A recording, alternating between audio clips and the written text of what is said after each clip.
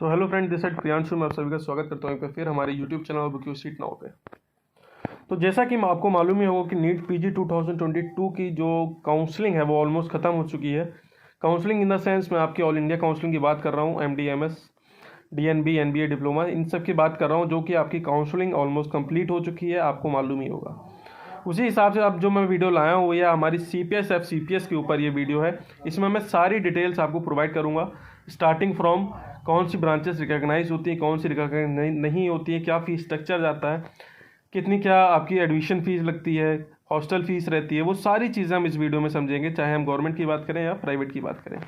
Almost सारी चीज़ें मैं आपको बताऊँगा। CPS आपका स्टाइपेंड क्या है, क्या फ़ीस जा रही है, ब्रांच रिकॉग्नाइज कौन कौन से स्टेट है जो आपकी रिकॉग्नाइज है जहाँ पर आप एडमिशन ले सकते हैं, नॉन रिकॉग्नाइज में क्या अंतर है, सारी चीज़ें A to Z सारी चीज़ें आपको इस वीडियो में पता चलेगी। तो वीडियो शुरू करने से पहले मैं बता दूं आपको, जो कोई भी हमारे चैनल पर नया है प्लीज़ हमारे चैनल को सब्सक्राइब कर लीजिए, क्योंकि ऐसी इन्फॉर्मेटिव वीडियोस हम आपके पास लाते रहते हैं।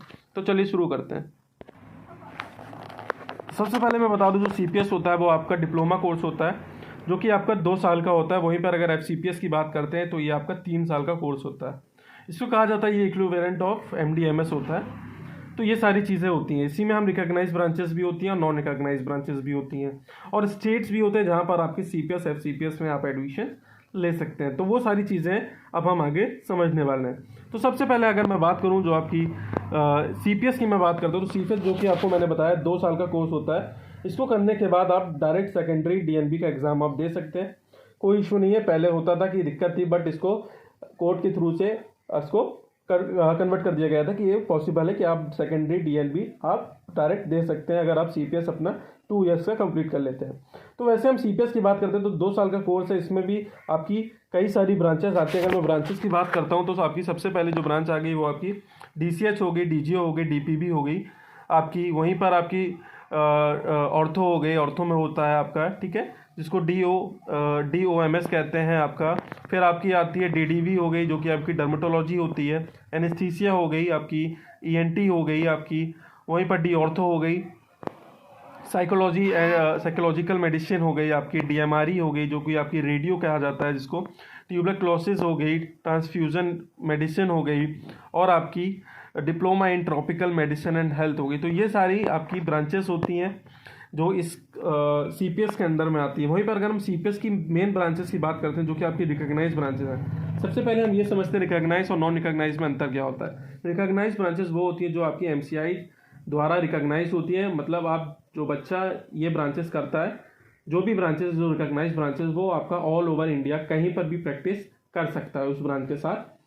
और जो आपकी नॉन रिकॉग्नाइज ब्रांचेस होती है उसका मतलब ये होता है कि वो बच्चा जो ये नॉन रिकॉग्नाइज ब्रांचेस कर रहा है वो सिर्फ उन्हीं स्टेट्स में प्रैक्टिस कर सकता है जो स्टेट्स आपके MCI से रिकॉग्नाइज है। सबसे पहले मैं बताऊं कि कौन कौन से स्टेट जो MCI से रिकॉग्नाइज है। वो आपका महाराष्ट्र, गुजरात, राजस्थान, छत्तीसगढ़, मध्य प्रदेश, उड़ीसा।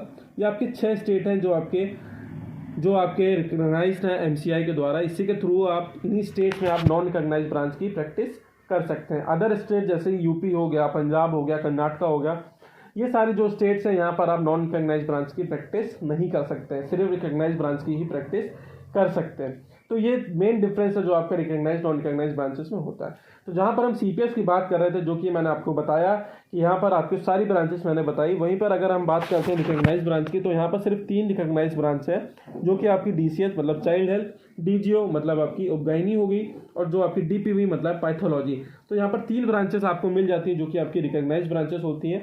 अगर हम फीस स्ट्रक्चर के बारे में बात करते हैं, अगर हम CPS की फीस स्ट्रक्चर के बारे में बात करते हैं, जो फीस स्ट्रक्चर होता है वो भी यहाँ पर 2 तरीके से लिया जाता है। एक आपकी मेरिट कोटा होती है, मेरिट कोटा फीस होती है, और दूसरी होती है वो इंस्टीट्यूशनल कोटा फीस होती है, जिसको हम मैनेजमेंट कोटा फीस भी कहते हैं।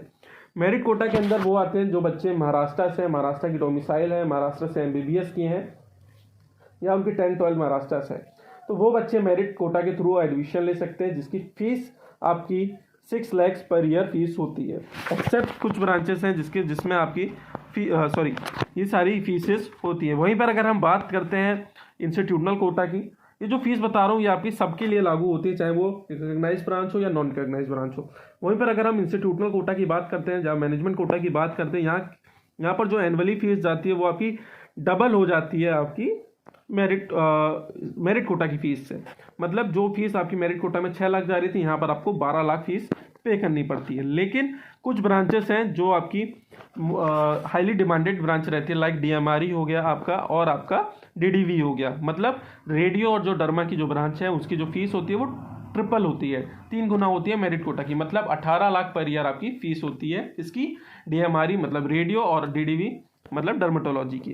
तो ये चीज़ आपको क्लियर हो गई होगी। आपको मैंने सीपीएस के बारे में सारी चीज़ें आपको प्रोवाइड कर दी है, सारी चीज़ें आपको सारी जानकारी प्रोवाइड कर दी है। अब हम बात करते हैं एफसीपीएस के बारे में। तो एफसीपीएस की जो एफसीपीएस होता है वो आपका 3 साल का होता है। पहले क्या है कि एफसीपीएस पे ऊपर केस चल रहा था, क्योंकि जैसे कि सीपीएस में होता था कि आप सीपीएस कर लीजिए फिर आप डायरेक्ट सेकेंडरी एग्जाम दे सकते हैं डीएनबी का, वहीं पर एक केस चल रहा था यहाँ पर एफसीपीएस के ऊपर कि अगर हम एफसीपीएस कर लेते 3 साल का तो क्या हम डायरेक्ट डीएनबी का एग्जैक्ट एग्जाम दे सकते हैं कि नहीं। उसका अगर हम बात करते तो कोर्ट की फाइनल वर्डिक्ट आ गई है और अब ये फेवर आपके कैंडिडेट्स स्टूडेंट्स के फेवर में आया है कि अगर आप एफसीपीएस का 3 साल का कोर्स कंप्लीट कर लेते हैं आप फिर डायरेक्ट आप डीएनबी की एग्जिट एग्जाम में बैठ सकते हैं। बट अभी जो केस चल रहा है वो केस इस पे चल रहा है कि जो बच्चे एग्जिट एग्जाम में बैठ रहे हैं डीएनबी के, तो क्या वो डीएनबी एग्जिट के एग्जाम के रूप में कहलाया जाएगा या एफसीपीएस के एग्जाम के रूप में कहलाया जाएगा। तो ये भी वर्डिक्ट बची हुई है, लेकिन आप यह है कि एग्जिट एग्जाम में बैठ सकते हैं डीएनबी के और आपको डिग्री प्रोवाइड हो सकती है डीएनबी की, कोई इशू अब नहीं है। सेम चीज़ें यहाँ पर भी होती है, रिकॉग्नाइज्ड ब्रांचेस भी होती है, नॉन रिकॉग्नाइज्ड ब्रांचेस होती है, सेम चीज़ें यहाँ पर भी रहती हैं। अगर हम बात करते हैं कि टोटल ब्रांचेस कौन कौन सी हैं, तो यहाँ पर FCPS medicine, FCPS surgery, FCPS obgyn, FCPS ophthal, FCPS paediatrics, FCPS dermatology, FCPS ENT, FCPS ortho, FCPS anaesthesia, FCPS pathology, ये सारी ब्रांचेस आपकी इसमें आती हैं एफसीपीएस में। इसमें भी रिकॉग्नाइज्ड नॉन रिकॉग्नाइज्ड ब्रांचेस भी होती हैं, जैसे कि मैं आपको पहले बता चुका हूँ। एफसीपीएस की अगर बात करते हैं तो कौन कौन सी ब्रांचेस रिकॉग्नाइज होती हैं, इसमें आपकी टोटल 6 ब्रांचेस रिकॉग्नाइज होती हैं जो बच्चे ऑल ओवर इंडिया प्रैक्टिस कर सकते हैं एफसीपीएस की इन ब्रांचेस को लेके। पहली ब्रांच है FCPS medicine, FCPS pathology, FCPS surgery, FCPS dermatology, FCPS mid गाइनिंग, एफसीपीएस ऑप्थल। तो ये सारी ब्रांचेस लेकर आप ऑल ओवर इंडिया एग्जाम दे ऑल ओवर प्रैक्टिस कर सकते हैं, ये आपकी रिकॉग्नाइज्ड ब्रांचेस होती हैं। वहीं पर जो नॉन रिकॉग्नाइज्ड ब्रांचेस बची हैं लाइक डीसीएच जो कि आपका एफसीपीएस चाइल्ड हेल्थ जिसको पीडियाट्रिक्स कहा जाता है, ये भी आपकी नॉन रिकॉग्नाइज में आती है, ईएनटी नॉन रिकॉग्नाइज में आती है, एनेस्थीसिया नॉन रिकॉग्नाइज में आती है। तो टोटल 9 ब्रांचेस होती हैं जिसमें 6 आपकी रिकॉग्नाइज हैं और 3 आपकी नॉन रिकॉग्नाइज ब्रांचेस हैं, जो कि आप पर्टिकुलरली सिर्फ 6 स्टेट्स में कर सकते हैं, जो कि है आपका महाराष्ट्र, गुजरात, राजस्थान, छत्तीसगढ़, मध्य प्रदेश और उड़ीसा। वहीं पर अगर हम फीस स्ट्रक्चर के बारे में बात करते हैं, फीस स्ट्रक्चर जाता है यहाँ पर एफसीपीएस का मेरिट कोटा की अगर बात करते हैं तो 7 लाख पर ईयर फीस जाती है।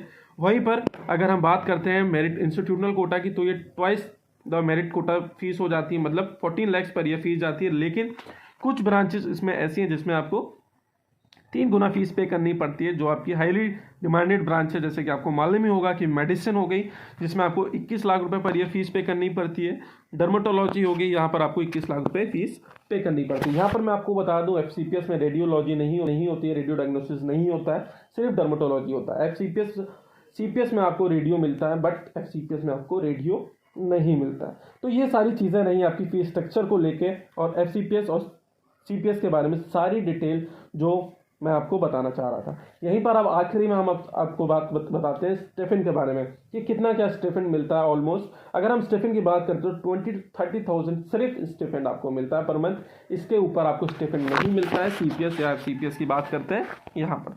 तो ये सारी चीज़ें रही आपको सीपीएस एफसीपीएस के बारे में। अगर आप यहाँ पर एडमिशन लेना चाहते हैं तो नीचे दिए गए आपको लिंक में, व्हाट्सएप लिंक पे आप क्लिक कर सकते हैं, वहाँ पर डायरेक्ट हमारी काउंसलिंग अवेल करा सकते हैं। और मैं एक चीज़ आपको बता दूं, जो आपकी रिकॉग्नाइज्ड ब्रांचेस होती हैं वहाँ पर सिर्फ आपके क्वालिफाइड स्टूडेंट्स ही पार्टिसिपेट कर सकते हैं एडमिशन के लिए। मींस जो बच्चे क्वालिफाई हैं, qualifying marks cut off clear कर ही रखी है, कैटेगरी वाइज कट ऑफ मतलब general, OBC, SC, ST, PWD जो भी कट ऑफ आई हुई है वो अगर आप क्वालिफाई किए रखें तो आप रिकॉग्नाइज्ड ब्रांचेस में एडमिशन्स ले सकते हैं। अगर नॉन रिकॉग्नाइज्ड ब्रांचेस में एडमिशन लेना है तो आप नॉन क्वालिफाइड स्टूडेंट्स भी एडमिशन ले सकते हैं, बट वो लास्ट में एडमिशन्स होते हैं जब उनकी सीट वैकेंट रहती है।